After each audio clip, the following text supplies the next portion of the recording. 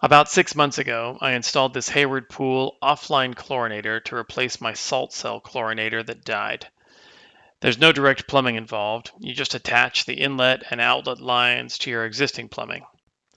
But what I found was that the lid design is lousy. After only 6 months, I had to buy a wrench, and even then, it took all my strength to break the lid free each time I needed to refill the chlorine. It was so frustrating to fight with the lid in the confined space of my pool equipment that I'm getting rid of the whole system after only half a year. I'll show you just what's wrong with the lid and what makes the unit so hard to open. Now I'm replacing the Hayward with this Pentair chlorinator that has a transparent chlorine feeder tube and a much better lid design. I'll show you all the steps of the installation, the startup, and even a hack I figured out to protect the feeder tube from losing its transparency due to UV damage. If this kind of stuff interests you, then let's get started. After my salt system died, I have now had two different chlorinators.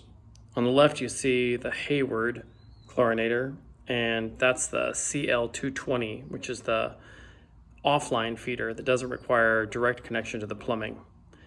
And then on the right, you see the Pentair 300, which is the same way. It doesn't have to be connected straight to your plumbing. Both of these units are about $100, but there are a couple features that make the difference. The way the caps attach to the body is very different between the two systems. The way the chlorine flow is constricted or opened is very different. On the Hayward, you have an internal mechanism that you twist to varying settings. And then on the Pentair, you just have a gate valve that you turn closed when it's perpendicular to the line and open when it's parallel. Then there's the body. The Hayward body is bigger than a 3-inch chlorine tablet. And so I could put about 9 different tablets, maybe 12 in there if I wanted to. The Pentair body is about the size of a 3-inch tablet, and they're designed to be set in a stack. I saw in the manual that there's also an extension for this that can stack it up 3 times as high and have an enormous chlorine feeder if you want. About 6 months ago, I made a video about the installation of the Hayward chlorinator, and I was pretty excited about it. And you can probably guess by the fact that the Pentair chlorinator is sitting here, I'm replacing the Hayward chlorinator. And so I'm going to show you what it is about this system that made it where I was ready to get rid of it after half a year. I have some troubles with this knob, so that if you start out with it closed and then open it, it doesn't seem to open. It stays closed internally. So when I found out by trial and error when there would be no chlorine in my pool, I needed to open it all the way and then dial it back down. Once you learn that, that's a surmountable problem. But what's not really overcomable is this lid. When I got it, the lid screwed on real easily. It just fit on, twisted up, very nice. And then it twisted so far, like this lid is designed with this little lock spot right here. You're supposed to push it in. And so the whole concept is that the lid twists far enough that this notch sits in that lock.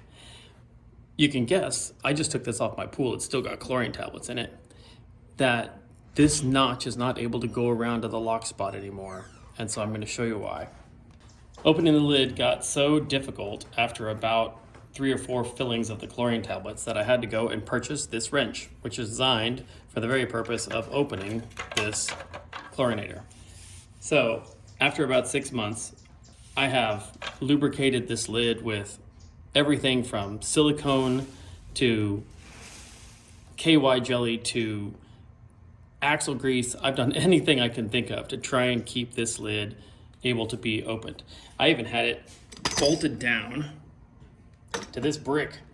I took 2 landscaping bricks and stuck them together with construction adhesive so I could hold the thing down so that when it's on my pool, I could actually open the lid, and still it takes everything I've got.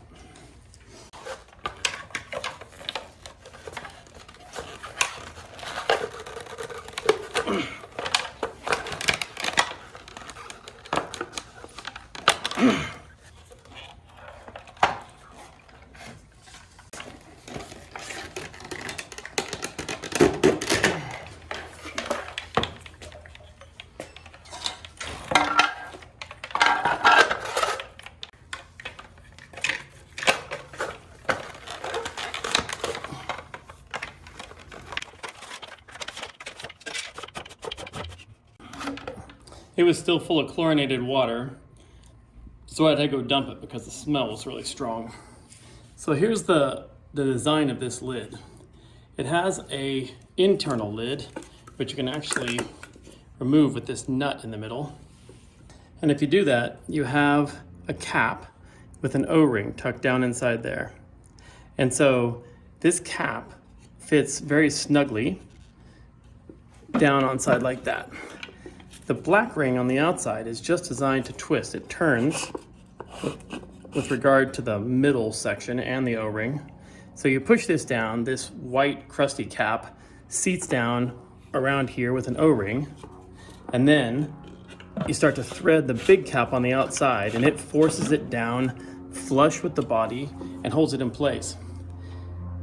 But the design, whether it's the friction between the two different components when it's on there, or whether it's just the friction on the threads, you saw it took everything I've got. It bends this wrench. It's not the strongest thing, but it bends it trying to get it off. So I gave up. It's just too stinking much work. So I went online to try and figure out if I could buy a new cap, a new O-ring, do something. And I came across this version.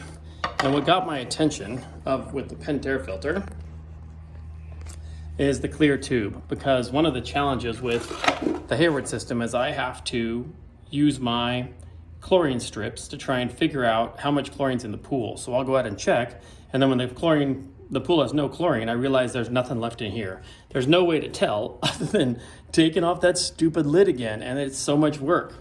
So this system got my attention because it has a clear yellow tube.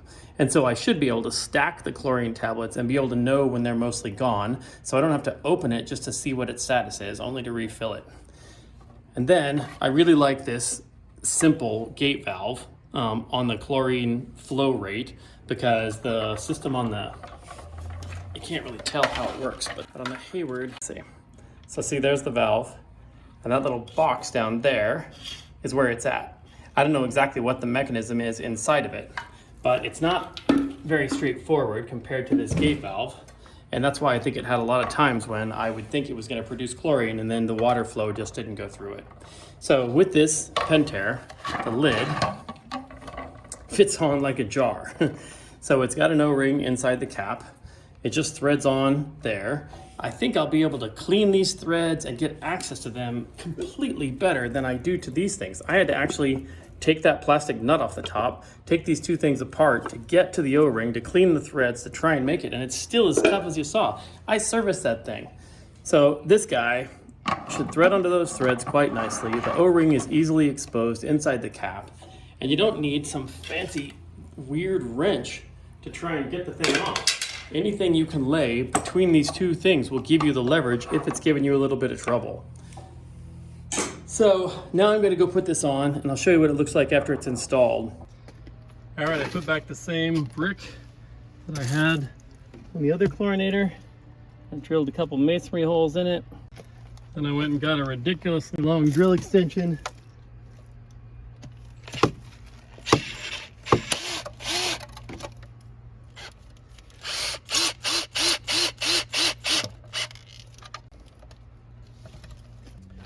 If you look at my video on the Hayward Chlorinator, you'll see I used to have a salt cell sitting right here. I got rid of the salt cell and replaced that section with this elbow of plumbing. So now I have to drill a new 3/8 inch hole for the new chlorinator. Then you take this cool band clamp. This is how the whole thing puts itself together. You wrap the band clamp around, you put this washer over the front. That goes through the 3/8 inch hole. It fits through this interesting rectangular threaded slot. You put the tubing on there and then thread this on.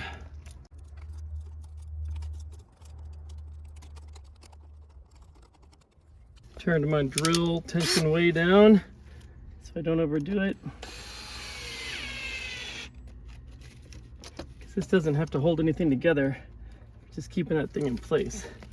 Now you take the outlet from the chlorinator and put it onto the nipple with a band clamp. Don't forget to put this over there first. Found it's easy, it's just to wiggle it left and right till it sits. This is only supposed to be hand tight. There's that. I'm going to use the position from the Hayward Chlorinator for the other one. This is the inlet pipe. So water comes from my pump into this pipe and then into the filter. You have to bleed the water off before it gets into the filter. So it takes a little bit of water off here, runs it through the chlorinator, and then shoots it out that outlet pipe on the other side of the filter so that chlorinated water isn't running through your filter. There's a check valve down in the bottom of both of these filters that keeps the water from backing up. Once this becomes super highly chlorinated, it prevents it from going back up inside the inlet pipe into your filter and destroying everything. So this is the Hayward nipple, and they're not compatible with the Pentair nipple, so I got to take it off. Same concept, rubber grommet, band clamp.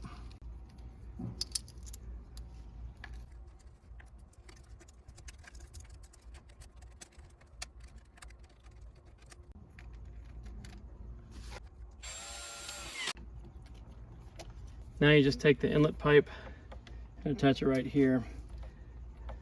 I have quite a bit of hose there.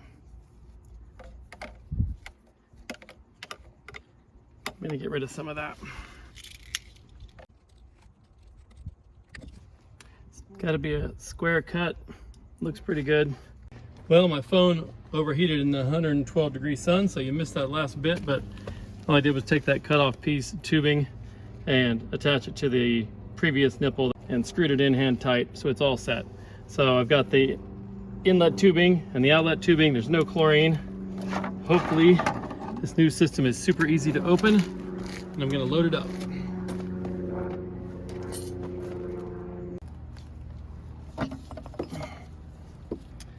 All right, guess I just drop them.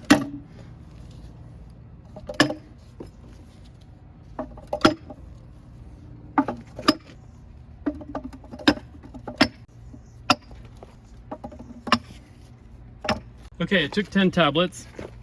The new system comes with this little tube of what it says is silicone lubricant. That's for the O-ring. First time through, I'm gonna make sure it's totally slimy. There. That is plenty greased up. Cap on. Finger tight. That should do it. Let's start her up. So you can see the chlorine pretty clearly through there. I'm a little worried about what it'll do in the sun and how long that will stay transparent. The system's running, and as soon as it's pressurized and the water's flowing through everything, I'm gonna open the ball valve and let the water flow into the chlorinator. All right, the pool's flowing full speed. There's no water in there. Unfortunately, I got a little problem here. Somehow that didn't seal very well, and I got water running out all over where the inlet pipe goes. I'm gonna have to take a look at that. Well, getting that installed leak-free was harder than I expected. So that one's good. Got the clamp nice and level. I straightened this one out, put a little less tension on it. I think I overdid it with the drill last time. And this is still dry because the ball valve is turned off. So let's see what happens. That's opened all the way. You can see the water rise. Still no leaks down here, that's good. And it ought to be sending chlorine to the pool. So I'm 24 hours in. Everything's running great. Pool's got chlorine, nothing's leaking. I dialed the ball valve down to about 1/3 of its actual maximum flow rate.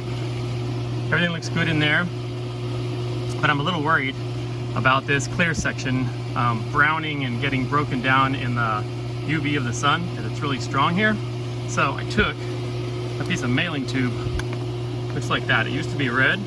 I painted it white, and I cut out a section in order to make it fit over the chlorine tube of this chlorinator. So I just take it and spread it open, fit it over the tube, snap it closed, and then the chlorine tube actually looks a little less conspicuous back here with its bright yellow, and much better than the bright red that it was before I painted it. And so I think that'll protect it, and I can turn it and see what the chlorine level is if I want to, or I can just take it off whenever I need to. Thank you for watching.